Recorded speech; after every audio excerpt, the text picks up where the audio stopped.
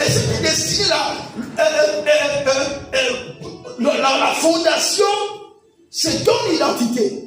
C'est qui tu es spirituellement. C'est la fondation qui porte, n'est-ce pas, la destinée. Pourquoi? Parce que la destinée doit se manifester à l'extérieur.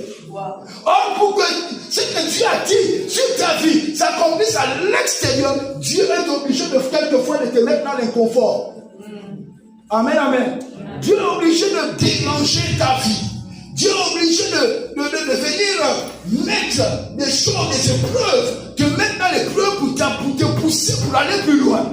Parce que si tu n'es pas dans l'épreuve, tu vas tomber dans, comment on appelle ça, tu vas devenir confortable. Or, Dieu veut te rendre inconfort. C'est comme un peu cette mère aigle. Lorsqu'elle a les aiglons, et les aiglons ont grandi, et ils ne veulent pas quitter le nid, l'aigle commence à enlever tout ce qui protégeait les épines, pour exposer les épines.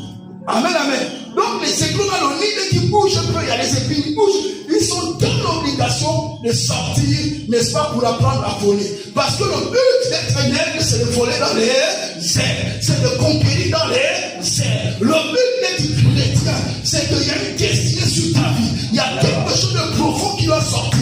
Mais pour que ça sorte, il faut que Dieu ne mette pas l'épreuve. Alléluia. C'est de la volonté de Dieu. Mais le plus souvent, les règles que nous commettons, nous regardons plus aux épreuves. Non. Tu vas regarder à ce qui est en toi.